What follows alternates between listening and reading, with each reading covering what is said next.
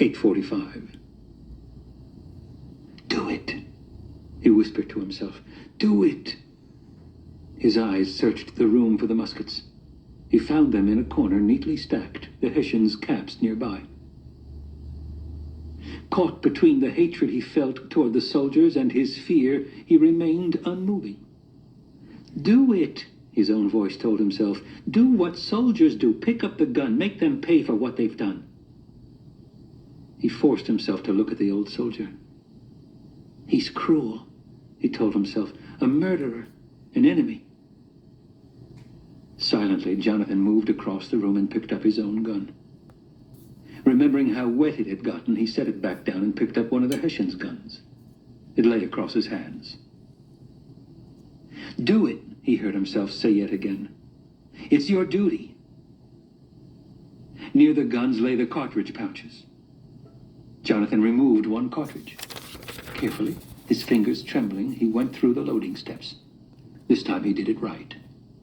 The tearing of the cartridge, the pouring in of the powder, wadding the ball, stuffing it into the muzzle, setting the firing grains in the pan, until it was all set. Moving as quietly as he could, he went to the door and opened it. Gun in hand, he went out onto the porch and looked back in. He knew he would have but one shot. One shot, and then he would run. One shot. Taking a deep breath, he drew back the flintlock and lifted the gun, then positioned himself in the doorway, 1 foot in, 1 foot out. His body began to tremble as he aimed the gun directly at the old soldier. He swallowed hard. He closed his eyes. For a moment he saw and heard the fighting as it had been on the road. He opened his eyes and looked at the old soldier. His teeth clenched. He could feel tears on his face. Do it! He tried to pull the trigger. His fingers would not move. He couldn't shoot. Jonathan slowly let the weight of the gun carry the muzzle down.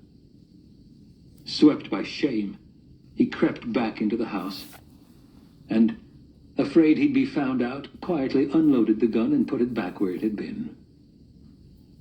All the while, he kept wiping tears from his face with his fingers. Then, on unsteady legs, he went outside, threw himself on the ground, and looked up at the sky.